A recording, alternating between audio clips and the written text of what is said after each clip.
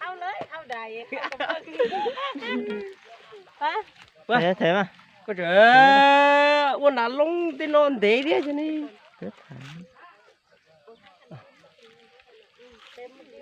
mình mẹ ông nhẹ đó sao mình mẹ của nó ông chít chia nó phụ cho chít chia đó nhỉ nó hết video mà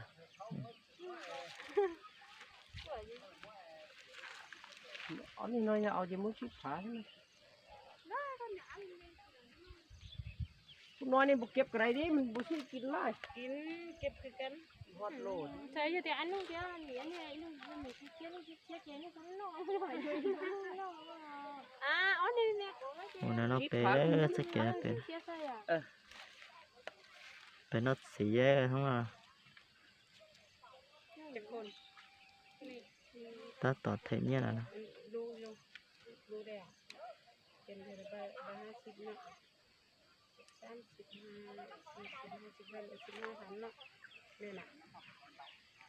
gì hả na phải đó xì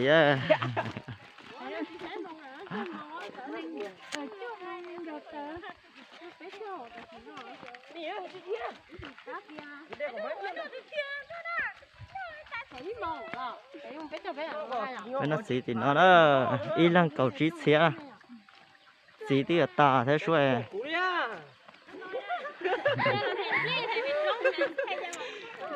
thì nó ấy cho là cá này tụi nó là gì nè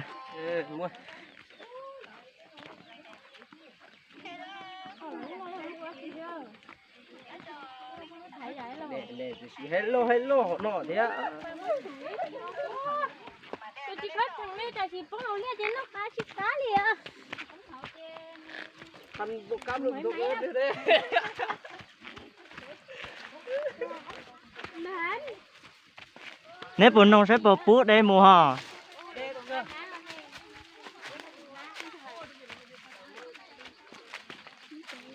ô này là một chuồn đó phải là đi ba nhau phải là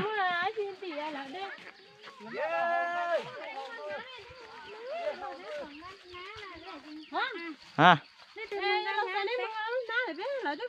anh này đây ra họ bên mà rồng nô cả con hai giờ lấy tiền nó về mà lấy để cho một lu tiền nó cho một nọ sao bác bé đó bên này đây chua ở xuống mỏng nó gì đây chua bên này ta ở xuống mỏng mà sai bán nó non đây rồi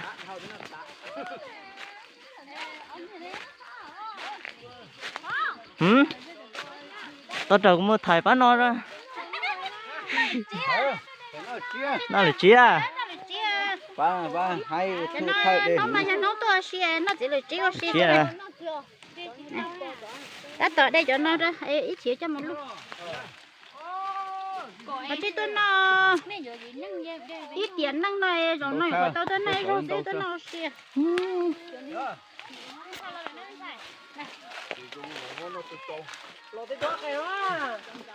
tôi là gì à đây chú bên nơi có nó tích câu không sao vậy cái gì đâu nó lui nè có phải tao nó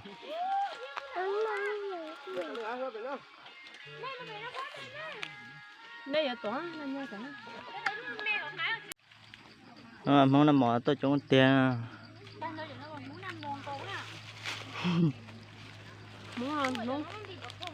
không là món năm một đúng rồi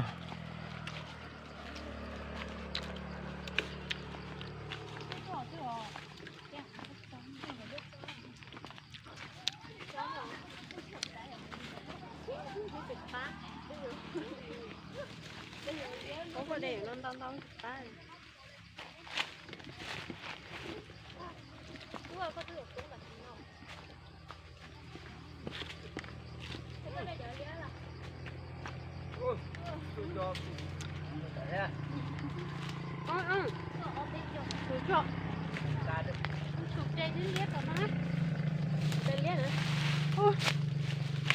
mày cái má cho mày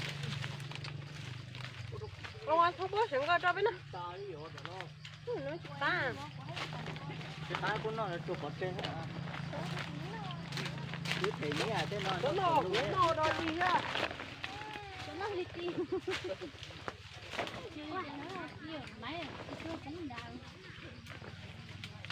Không thấy không con tôm không thấy. Cá. Để nó một cá. Cá gì vậy? Đi có cái nữa. Nó nói cái máy nó đủ lắm. Mà chơi hắn đó. Mua nhà đây tô.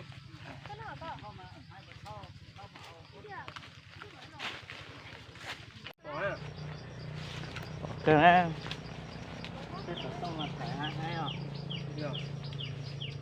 Giờ nếu rút thải nếu có gì biết chưa nhưng mà chỉ chơi là lúc trái.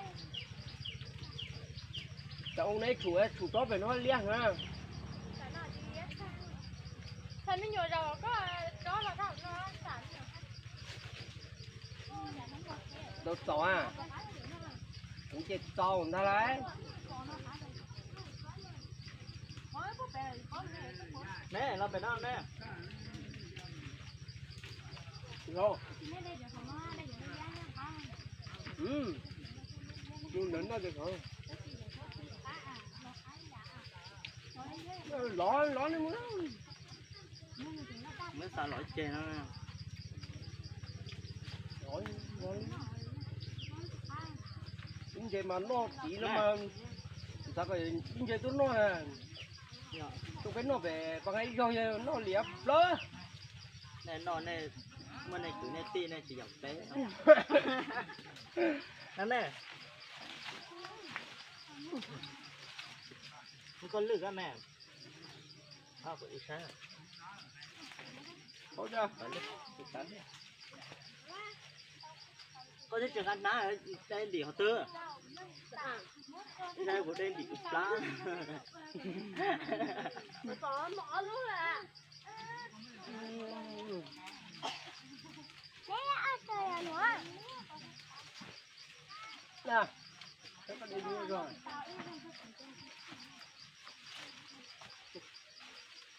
Có giáo hỏi của đây có sao? Đi góc đất. Này chó à. Cái chó cái bông gì nha. Điểm gì đó họ còn tới luôn đấy à. Dạ. Ăn thì có tông nó phủ. Lấy chỉ là xuống cái.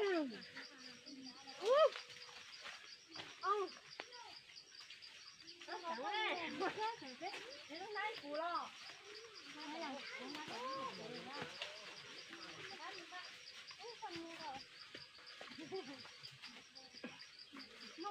Không lo sao chỉ muốn hát rồi chỉ nó rồi đây muốn ta cái gì là không đây rồi chỉ cho nó không.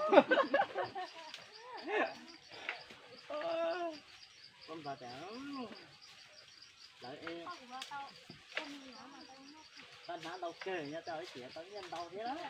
Chỉ lo nó thắt quá xí. Nè mẹ. Không thay rồi nó thay. Có chưa tuấn thêm mãi tuổi cho tao. Sai cái đây dùng lia này nó phải lia đây cả. Cái này dùng chúa luôn. Nó mẹ. Có chuyện lia có để tao lo gì chuyện chúa là à. Nè.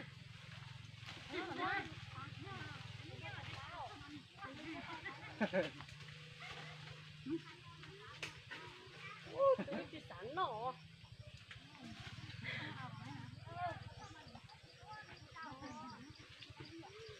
Nó kia nó to. Nó bén gì nữa. Nó khâu. Nó sát lòng nó kia cái tay. Nó Chính nó ta mà đi đây không đông tao. Thế nó chơi đấy sao thế chỉ nó chơi Yuli chứ. Thế nhỉ chơi Yuli chứ. Ô, một con gì nó của nó. Không sẽ có. Dạ cái gì đó là hơi giờ chị qua từ xí đó em. Bé giả em ta lo. Dạ. Là bé chồng quá em. đùa đấy hả?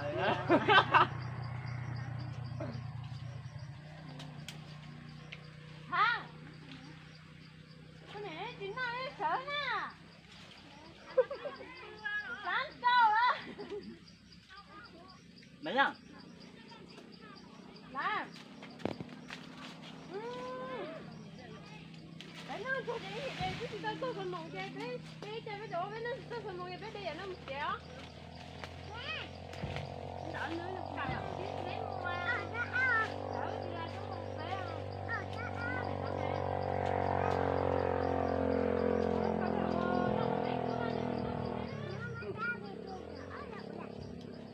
Chưa.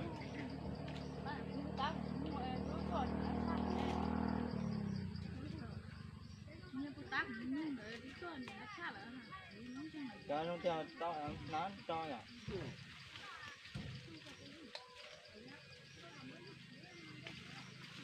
Chúng nó té. Bác ra là nghe chút cho nó chỉ đá đấy. Ô, chỉ đá như thế không?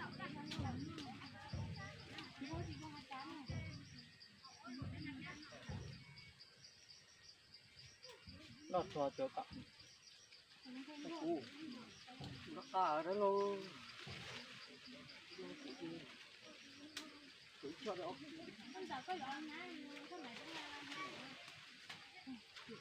Dạ, phải có máy quá. Có tí máy à, có nè.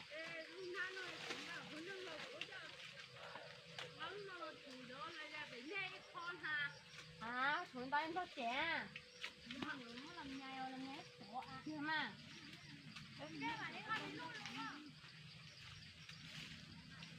nếu tìm nó hay ta luôn cái trẻ chị mà muốn dưỡng đó. đấy là họ tôi nó thọ cầu mông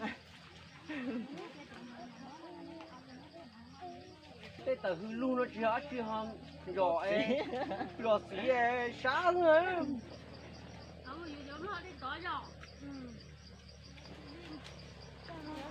do dù ông cho cá đó thì đây dù luôn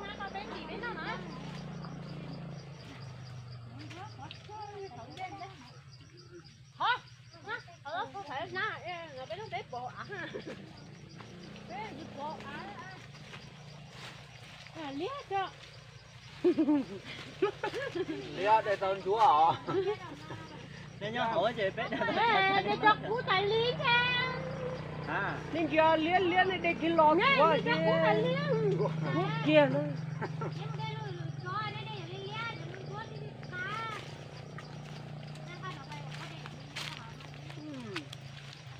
anh kia từ tôi lên lia giả này rồi cái liếc dạng con từ đó lia từ cho anh chúa rồi hả tôi chơi mà chỉ nọ đó tôi chế mà là cá tua mà sốt tay tôi chơi mà đâu lợn nữa bán nó trả nó mua tay ta đấy lâu đầu thì bón nó ha tôi nó chơi cho các bé nhau sinh trồng cầu thế trả nó tụi nó để trả nó tụi nó vẫn tổ tua thế thế bán nó là rồi bơ lù thế bắt được trả lớn na là bùa với na nó rồi ha ở bên núi về được ăn tua ho ơi núi rồi đi được ăn xí hết trận run rúa non tàu ha chờ xiết trời ha đây nó nên lừa của tôi mất chơi đó của tôi của chơi hết cái này thấu bộ bò cái này thấu mà bé ở phía dưới kia họ sẽ bớt đây là hay của tí của à giờ là uống chỉ là từ cha nhỏ con loài xíu lòng cao đi tiền lô nó cái gì mà tí của giờ là uống giờ là mất là sợ tông cái gì thấu có trọ đấy coi phải nè gầy có trọ cho thành thôi nè nếu lăng để cho thấy gầy cho pha coi lần thế gầy mà vậy của thằng cháu nó của nó nó anh được của tâm nữa cái của nhiều con lo hay không phải chứ năm thật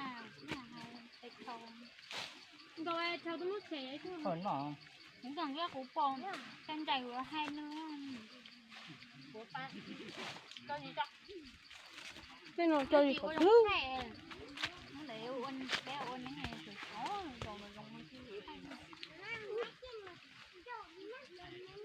rồi mà biết là người tới mẹ sẽ tao của tao cả cũng mất có lên bớt ra lại là xe của tao của tao tao của tao à trên đi đây là nó Chứ chín rồi. Giờ nên nó chỉ tàu nó chỉ ta lời tuyết thế đấy luôn là. Nó lên đầu nó đẹp.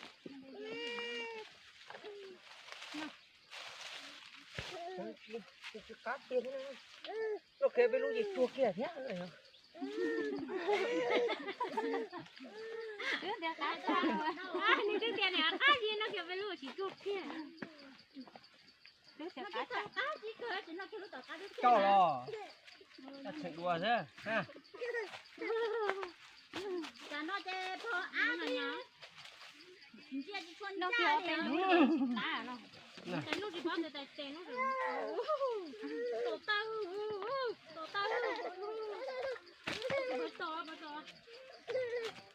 mấy à nhà tiền được mấy à lên đầu à chị nó lấy à nó mà cái rồi giống nó chưa cá này con nó cái lúc lại cho cá con nó cái lúc mày nó cái chua rồi chứ cá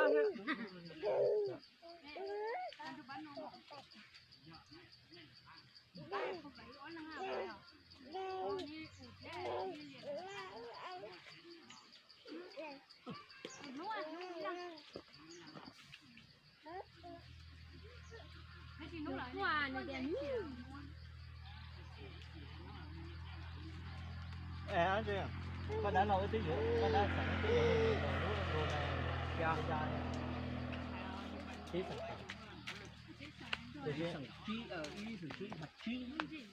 để khi mà nên ra tôi sẽ hỏi chơi ha cậu chỉ là thì sẽ ta thấy đua con thầy đúng thôi Nó kêu bên lúc chả đi cứ chua nè. cá thì hả Chả có tán cũng nhiều cái lúc chả cá luôn đi. Thôi để nó vừa nãy đen ngay chứ một lúc gì luộc nữa. ôi trời à chỉ nó đi tia cá gì cũng hẳn ra nhà đen ăn một mặt xài cho ăn hết đen à cho mấy hết đen mình đem phải đang giỏ lớn à Nó xài cái này nè, nè một đây đó. Xài đây rồi xài xịt nó chơi lì ná làm gì đó. nó đây nó xỉa lấy chi hết đây đây phải lên đây nữa Nó toàn cái gì thế à?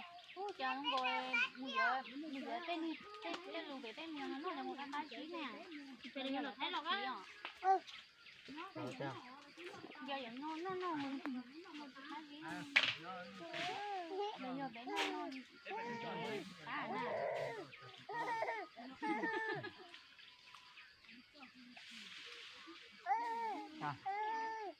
nhưng mà là nó lo hơn là người ta Lần trước tại lần nó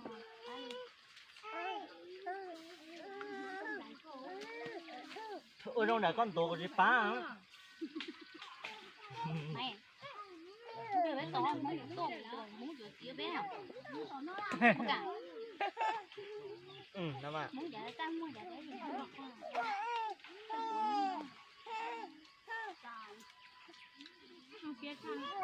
nuôi nó là gì đâu à không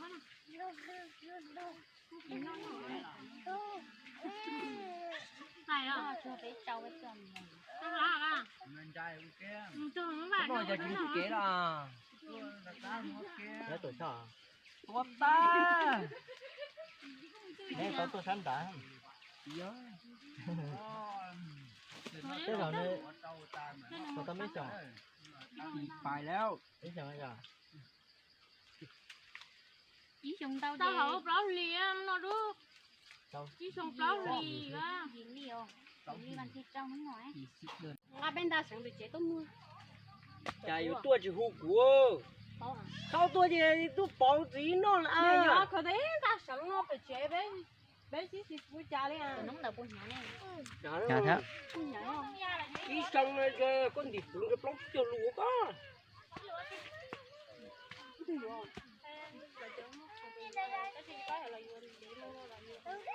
Hoài không mới cho này, đã con thì ông nhận đấy không? à lại cho một cho Vô chứ một cho sao?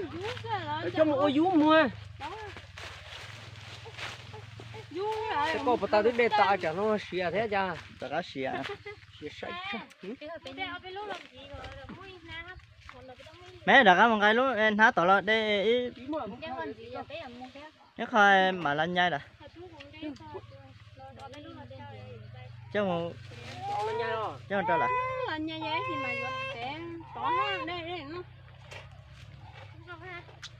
cho mà ngon không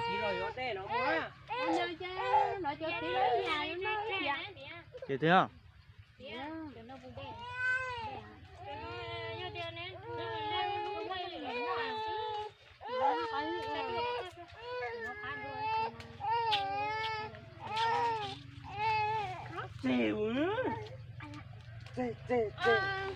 mong ơi tuổi cái một cái ơn ao một đêm sáu chứ ao chứ ao xí Chị đây cho ông sáu chê lo bé mới cho nó ruột ta đấy.